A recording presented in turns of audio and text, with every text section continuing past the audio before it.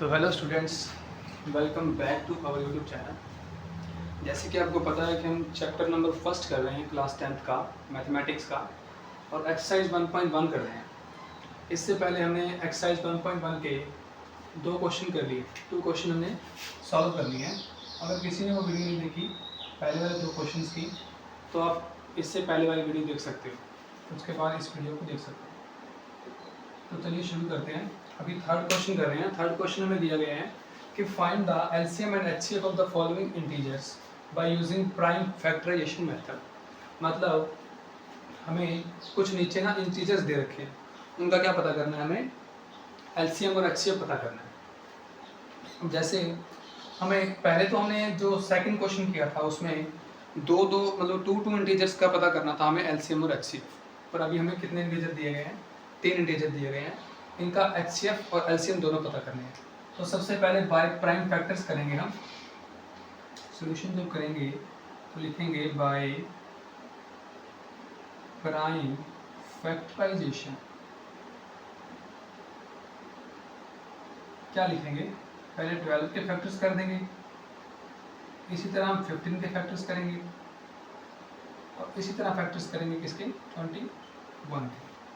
अब 12 जैसे कि पता है सबसे पहले 2 के टेबल पे आता है, तो 2 6 जा 12, फिर 6 भी 2 पे, 2 3 जा 6, 3 तो 3 पे ही आएगा, 1 आ जाएगा। ठीक है, इसके बाद नेक्स्ट क्या है? 15। 15 अब 2 पे तो आएगा नहीं, ये आएगा 3 पे या फिर 5 पे। तो 5 के टेबल पे करें तो आएगा 5 3 जा 15 और 3 1 जा 3। आप चाहो तो 3 से पहले कर सकते हो, पर फैक्टर तो सेम ही बनेंगे, जिस तरह मर्जी करो। अभी नेक्स्ट है 21। 21 के करेंगे तो 3 पे करेंगे पहले, 3 7 जा होता है 21, तो 7 1 जा 7। अभी हमारे पास क्या आ गया? 15 12 और 21 के फैक्टर्स आ गए, तो सभी फैक्टर्स लिख लेंगे हम। 12 इज इक्वल टू आ जाएगा 2 × 2 × 3। इसी तरह 15 आ जाएगा 5 × 3। अब इसके बाद है हमारे पास 21 आएगा 3 × 7। अब हमें पता करना है इसका एचसीएफ और एलसीएम। एचसीएफ और एलसीएम के लिए सबसे पहले लिखते हैं हम एचसीएफ। जैसे कि पता है इन तीनों में 12 15 और 21 के फैक्टर्स में कॉमन क्या दिख रहा है आपको? कुछ कॉमन है? 2 क्या तीनों में कॉमन है? 2 तीनों में कॉमन नहीं है, तो 2 एचसीएफ नहीं आ सकता। 3 तीनों में कॉमन है, 3 क्या आ जाएगा? एचसीएफ। 3 हमारा क्या आ गया? एचसीएफ। और कुछ भी तीनों में कॉमन नहीं है। इसके बाद करेंगे हम एलसीएम। एलसीएम करेंगे तो हमारे पास आ जाएगा, जो कॉमन आएगा वो तो लिखोगे, मतलब 3 कॉमन है तो 3 हमने लिख लिया। उसके बाद क्या लिखोगे? जो भी कॉमन आने के बाद बच गया वो सभी क्या लिख दोगे? मल्टीप्लाई। अब 2 × 2 है तो वो 2 लिख दो, फिर उसके बाद 5 है वो भी मल्टीप्लाई में हो जाएगा, और फिर मल्टीप्लाई में हो जाएगा 7। इनकी मल्टीप्लाई करने पे आता है 3 2 जा 6, 6 2 जा 12, 12 5 जा 60, 67 जा हो जाएगा 420। तो इनका एचसीएफ कितना आया? 3, और एलसीएम कितना आया? 420। उम्मीद करता हूँ आपको ये समझ आया होगा। अभी नेक्स्ट करते हैं। नेक्स्ट में वही same by prime factorisation method से करेंगे। बाय सॉल्यूशन कर रहे हैं बाय प्राइम फैक्टराइजेशन।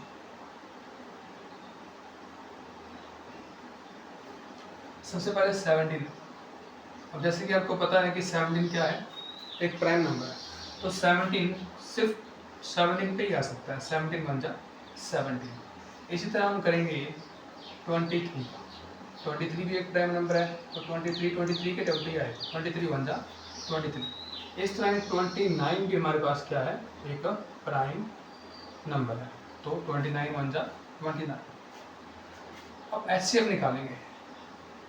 इनमें एचसीएफ निकालने से पहले मैं आपको एक बात बता रहा हूँ, वो नोट रखनी है आपने अपने माइंड में, कि जब भी कोई कितने भी आपको नंबर दिए गए हो 2 3 4 5 कितने भी, और आपको एचसीएफ निकालने को बोला गया हो, और वो जितने भी आपको नंबर दे रखे हैं सभी प्राइम है, तो हमेशा एचसीएफ कितना होता है? 1, क्योंकि इनमें कुछ भी कॉमन नहीं है। सिर्फ 1 के अलावा कुछ कॉमन नहीं है, 17, 23 और 29। और एलसीएम, एक एलसीएम में भी आपको बात याद रखने के लायक क्या है कि आपको जितने भी प्राइम नंबर दिए गए हैं उन सब की मल्टीप्लाई 17 मल्टीप्लाई 23 मल्टीप्लाई 29, ये क्या आ जाएगा, इसका एलसीएम आ जाएगा। इसको सॉल्व कर लोगे तो आपका क्या निकल जाएगा, आंसर निकल जाएगा। ठीक है, तो उम्मीद करता हूँ ये दोनों क्वेश्चन आपको समझ आए होंगे। तो इसके बाद जो नेक्स्ट क्वेश्चन है वो देखते हैं। तो नेक्स्ट जो पार्ट है वो है 8, 9 एंड 25। ये थर्ड क्वेश्चन का जो थर्ड पार्ट है, ये इसका लास्ट क्वेश्चन है थर्ड क्वेश्चन का। इस वीडियो में थर्ड क्वेश्चन तक ही करेंगे इसके। तो थर्ड क्वेश्चन में क्या करना है, सेम एलसीएम और एचसीएफ पता करना है। तो बाय प्राइम फैक्टर्स करोगे, बाय प्राइम फैक्टराइजेशन क्या करोगे, 8 के फैक्टर करोगे, पहले 2 पे करोगे 4, फिर 2 पे करोगे 2 आ जाएगा, और 2 पे करने से क्या आ जाएगा, 1 आ जाएगा। 8 इज इक्वल टू क्या आ गया हमारे पास, 2 मल्टीप्लाई 2 मल्टीप्लाई 2। सेम हम करेंगे 9 के लिए। अब 9 जो है वो एक ऑड नंबर है, 2 पे तो आएगा नहीं, 3 पे आएगा, 3 3 जो होता है 9, फिर 3 पे करोगे 1, मतलब हमारे पास 9 के फैक्टर क्या आ गए, 3 मल्टीप्लाई 3। इस तरह हमारे पास है 25। तो 25 है, ये भी ऑड नंबर है। ये सबसे पहले आएगा 5 पे, असल में तो आएगा ये 5 पे, क्योंकि 5 का स्क्वायर होता है 25, और 5 ही ऐसा नंबर है जो पीछे 5 दिया गया हो किसी भी संख्या के पीछे, तो उसको वो डिवाइड कर सकता है। तो 5 5 जा कितना होता है 25, 5 1 जा 5।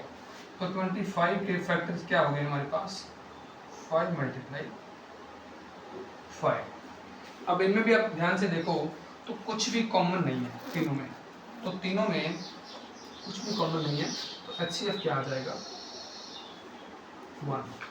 अब एक बात और नोट करने वाली है कि जब भी आपको 2, 3, 4 जितने भी नंबर दिए गए हैं, टीचर्स दिए गए हैं, उनमें अगर 1 के अलावा कुछ भी कॉमन नहीं है तो वो आपस में क्या बन जाती हैं, सभी संख्याएं को प्राइम। 8, 9 और 25, ये इन तीनों संख्याओं को क्या बोल सकते हैं, को प्राइम, क्योंकि तीनों में 1 के अलावा कुछ भी कॉमन नहीं है। अब एलसीएम निकालेंगे, को प्राइम नंबर का भी सेम ही होता है। जैसे हमने बोला था कि प्राइम नंबर्स आ जाएं तो हम प्राइम नंबर्स की मल्टीप्लाई कर देते हैं, उसी तरह इनका भी क्या होगा, मल्टीप्लाई करेंगे।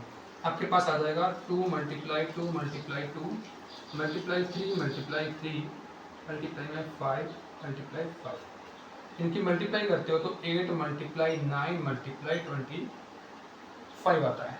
जब इनकी मल्टीप्लाई करेंगे 8 9 जो होता है मेरे पास 72, और मल्टीप्लाई में कितना है 25 की 72 से मल्टीप्लाई करते हैं तो 25 टू जो होता है 50, 5 कैरी 25 7 जा 175, 175 और 5 180, तो कितना आ गया 1800 हमारे पास क्या आ गया इसका एलसीएम। तो एचसीएफ आया 1, एलसीएम आया 1800। तो थर्ड क्वेश्चन तक उम्मीद करता हूँ आपको सारे क्वेश्चन जितने भी हमने अब तक किए हैं पीछे वाली वीडियोस में भी वो समझ आए होंगे। तो इस वीडियो में इतना ही, और इस तरह के पार्ट्स अगर आपको चाहिए तो हमारी वीडियो को जितना आप सपोर्ट कर सकते हो सपोर्ट करो, और लाइक शेयर और कमेंट करना ना भूलो। Thank you students.